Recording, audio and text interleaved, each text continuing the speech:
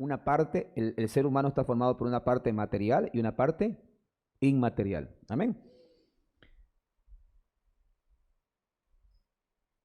Se da la muerte física. ¿Qué es lo que muere? El cuerpo físico.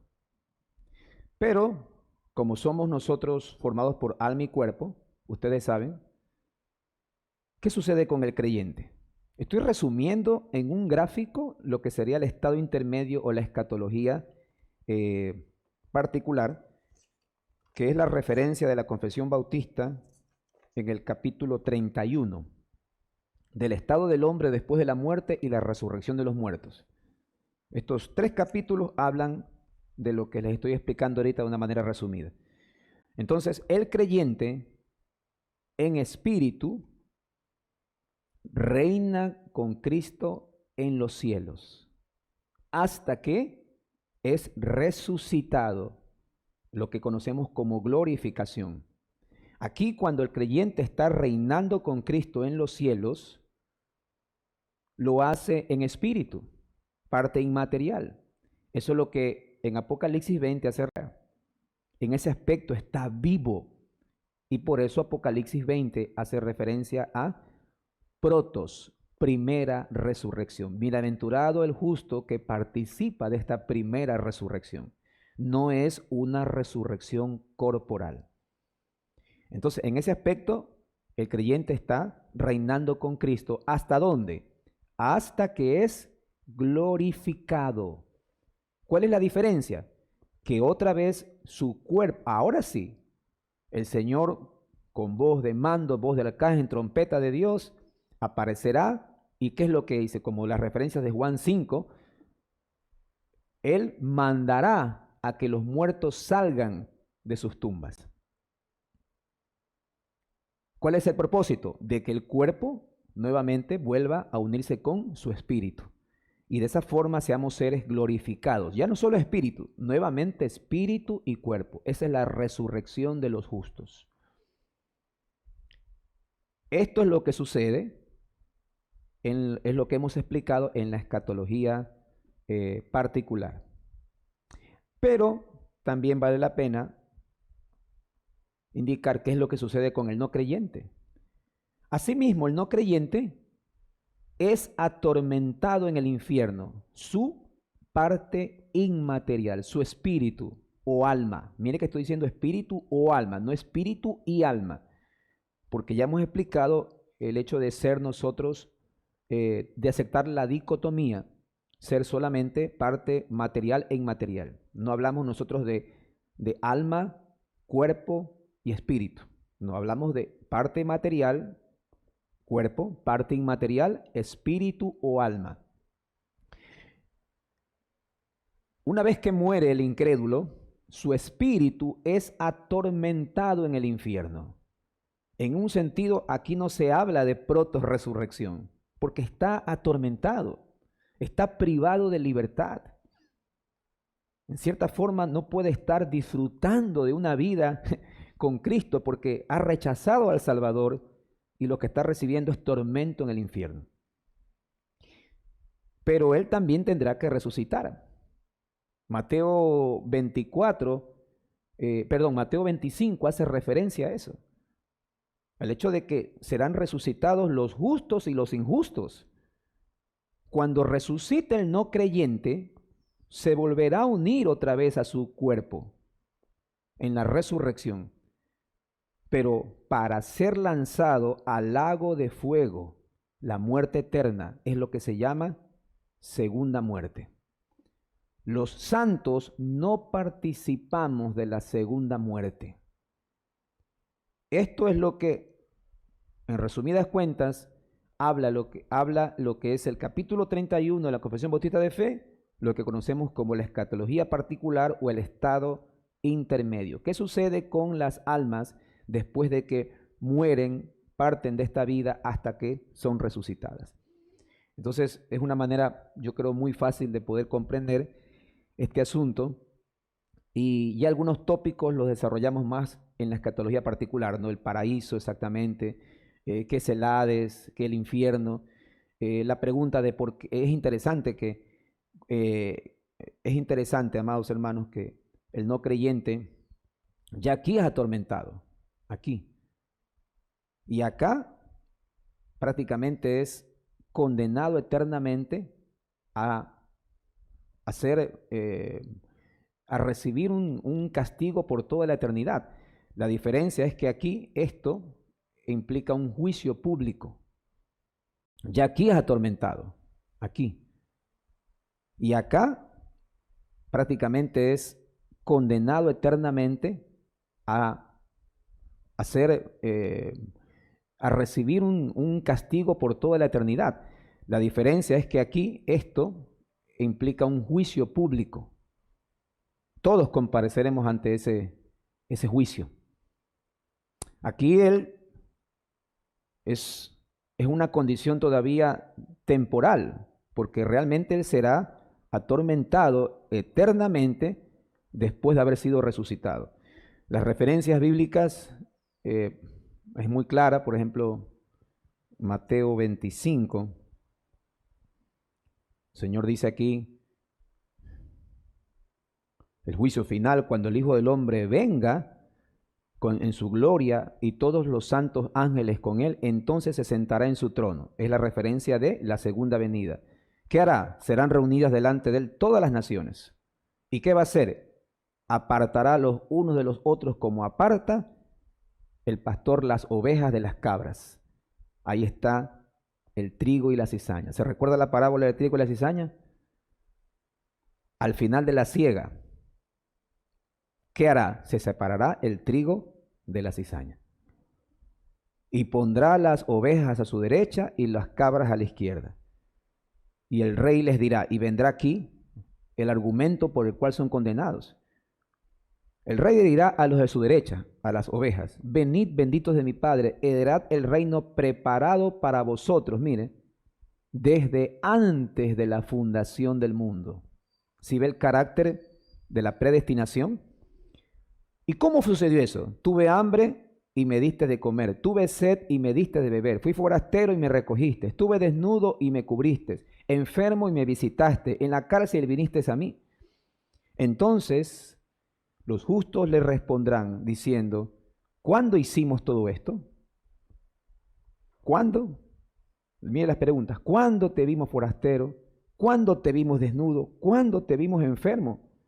Y respondiendo el rey les dirá, de cierto os digo, que cuando lo hiciste a uno de mis hermanos, oiga, ¿qué implicaciones tiene esto? Sí, no hemos estudiado este pasaje expositivamente, pero ¿qué implicaciones tiene esto?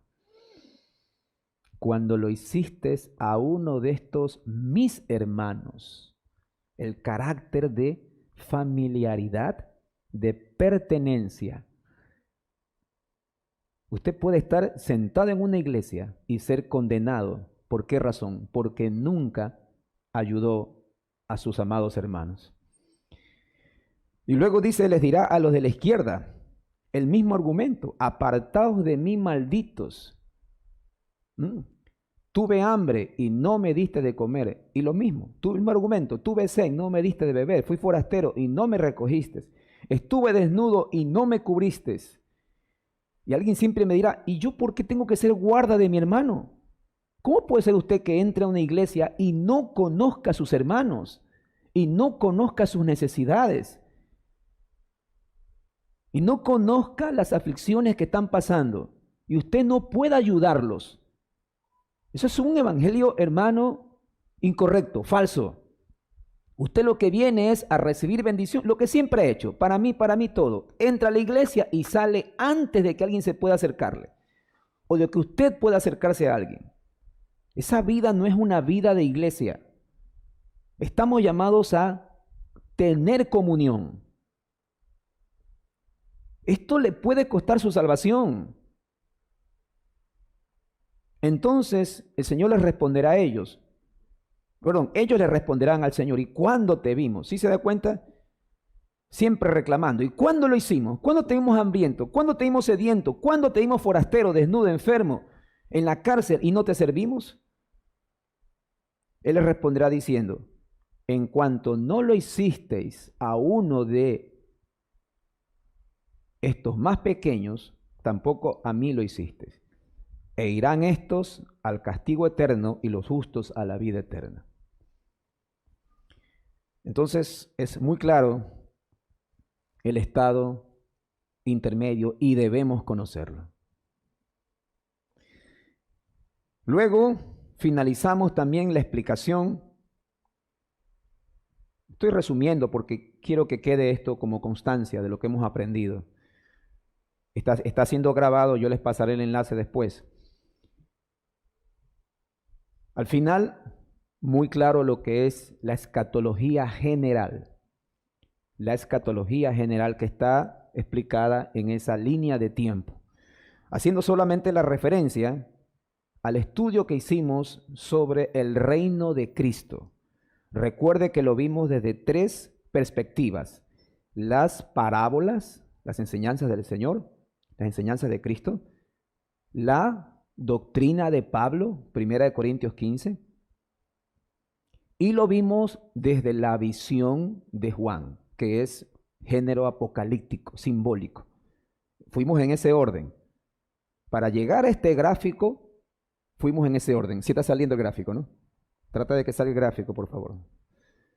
Entonces, este es el gráfico que reúne todo lo que hemos visto sobre escatología general, escatología general. Aquí vamos a ver nosotros,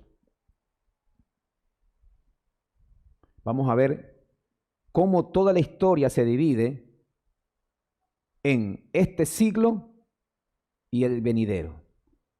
Las referencias bíblicas que revisamos son muy claras. El Señor Jesús, en varias de sus enseñanzas, haciendo referencia a este siglo y el que vendrá. Este siglo y el que vendrá. Conociendo la estructura de los 2 siglos, podemos comenzar a ubicar los eventos respectivos.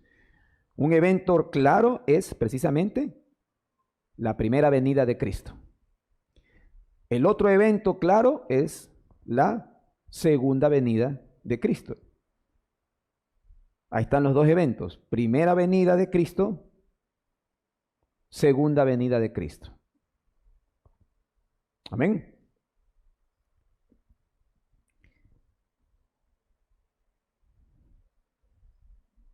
Tomando en cuenta entre la primera y la segunda venida de Cristo, estudiamos al final de la escatología general que hay un reino de Cristo en los cielos. La referencia de Apocalipsis 20, 4 al 6 es clara: las almas de los decapitados por causa del testimonio de Jesús y por la palabra de Dios, los que no habían adorado a la bestia ni a su imagen y vivieron. Es decir, esa proto-resurrección, y reinaron con Cristo por 1000 años. Ese reino en los cielos empieza con Cristo siendo entronizado en gloria. Los santos que mueren, algunos, claro, por el testimonio de Jesús y por la palabra. Es decir, como mártires. Podemos nombrar a los mártires del primer siglo y a los mártires que hubo en el tiempo de la Reforma. Además de los que no habían adorado a la bestia ni a su imagen. Eso todavía está en un proceso, ¿no? Y será más evidente al final de los tiempos, cuando la iglesia sea perseguida. Todos esos santos que resucitan, hablando de proto-resurrección, no resurrección corporal, resucitan, están gobernando, están reinando con Cristo. Ese reino será entregado al Padre cuando el Señor venga en su segunda venida. Ahí vamos a ver algunas señales, como lo es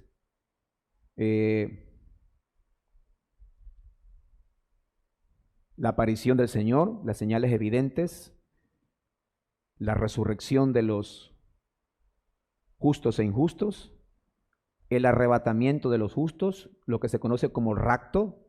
A diferencia de los hermanos dispensacionales, nosotros hablamos de un rapto público, no un rapto secreto. Un rapto público, porque así lo enseña la Escritura. Las referencias de la carta a los tesalonicenses, primera carta a los tesalonicenses, son muy claras con respecto a la evidencia de un rapto público. el arrebatamiento de los justos y luego de eso lo que sería el juicio. ¿Mm? No podemos nosotros ubicar aquí en este tiempo 1000 años literales como lo explica el dispensacionalismo, porque no hay esa referencia bíblica. Acabé de leer Mateo 25. ¿Está claro? No podemos ubicar los 1000 años entre la segunda venida y el juicio, porque la Biblia no me lo permite. Tendría que forzar la escritura. Acuérdense que cuando el Señor regrese, se dará, ¿qué es lo que hace Él? Apartará las ovejas de las cabras. Entonces, ese sería el reino de Cristo en los cielos. Lo conocemos como el reino milenario de Cristo en los cielos. Pero asimismo, la referencia a Apocalipsis me da algunos detalles de lo que sucede en la tierra, el reino de Cristo en la tierra. Cuando el Señor vino y comenzó su ministerio público, la evidencia clara de que Satanás era limitado en su poder se veía por la predicación. El hombre fuerte atado, Satanás cayendo desde el cielo como un rayo cuando comenzó a darse la predicación del evangelio. En ese sentido, Apocalipsis 20 nos habla de que Satanás es atado. El hecho de estar atado es que está limitado en su poder. Y la evidencia más clara somos nosotros. La iglesia ha permanecido por más de 2000 años. Satanás atado. Esas son las referencias de Apocalipsis 20. Y vi al ángel trayendo una cadena y Satanás siendo atado. Ese es un tiempo, como está aquí, la edad del evangelio, que dura en Apocalipsis 20 1000 años, entendiendo que es un tiempo simbólico, mas no literal. Verdaderamente, si fuéramos literales, ha pasado más de 2000 años, desde que el evangelio está siendo predicado allá cuando nuestro Señor Jesucristo empezó su ministerio público. Pero asimismo es un tiempo de tribulación. Guerras, rumores de guerras, pestes, hambres, falsos maestros, persecuciones se han dado a lo largo de todo ese tiempo. Pero la Escritura me dice luego en Apocalipsis 27 que Satanás es desatado para por un corto tiempo engañar a las naciones. En ese sentido, aquí está la desatadura de Satanás. En Tesalonicenses, la segunda carta, hay unas referencias muy claras de que hasta el momento hay algo que lo detiene. En algún momento determinado por Dios, cuando entre el último escogido, acuérdense que hay un número completo de los electos, entiendo yo que Satanás es desatado para engañar. ¿La iglesia estará en ese tiempo? Claro que sí. Habrá un tiempo de gran tribulación, pero es muy breve. Es un tiempo breve de tribulación. ¿Cómo podemos reconocer ese tiempo? Por la manifestación del anticristo y la persecución de la iglesia. Las evidencias muy claras de un poder mundial. Hoy vemos que hay muchas naciones donde el evangelio está siendo amenazado y perseguido, pero localmente. Esto será un tiempo mundial de apostasía. La segunda carta hace esa referencia. Voy a ponerla. Segunda, el apóstol Pablo corrige precisamente. Dice, con respecto a la venida del Señor y nuestra reunión con Él, os rogamos, hermanos, que no os dejéis mover fácilmente de vuestro modo de pensar, ni os conturbéis. O sea, no se inquieten, ni por espíritu, ni por palabra, ni por carta, como si fuera nuestra. ¿Qué es lo que Pablo les enseña? Nadie os engaña en ninguna manera, porque no vendrá. Recuerden que la corrección de Pablo a los tesalonicenses, por eso, amados santos, es importante que ustedes vengan en la tarde, por favor, no menosprecien la palabra del Señor. Hago ese paréntesis porque esa es una de las cosas que tratamos ayer como iglesia. Nuevos hermanos se agregan a la membresía, pero todos deben entender que el culto de la tarde para nosotros es un reto a ser fieles en el día del Señor. Y hay enseñanza de palabra en la tarde. No hay justificación para no estar en ese tiempo, a menos que sea por providencia mayor.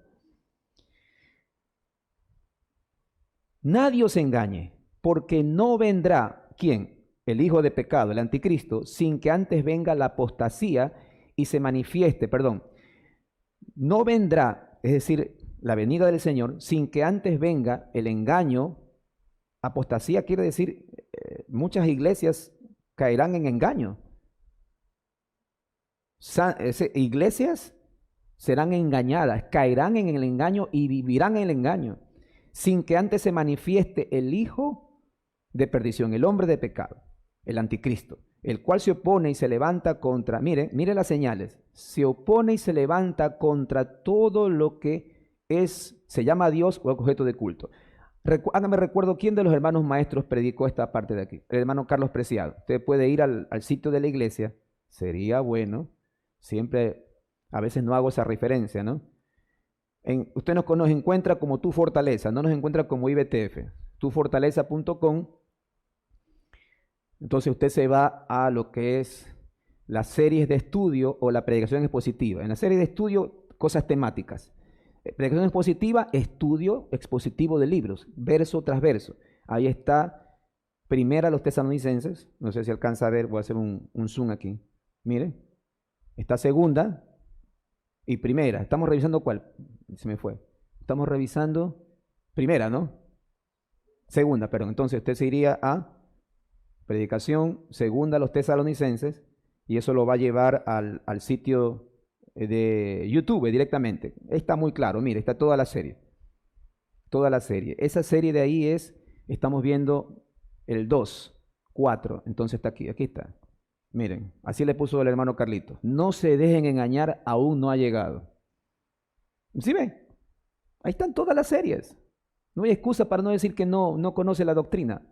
¿Para qué cree que enviamos los mensajes? Es para ustedes, para la iglesia local. No es tanto para que el inconverso venga. A veces confundimos las cosas. El inconverso va a venir por la predicación suya, como santo que está amonestando el pecado, no porque le envía un enlace de la iglesia.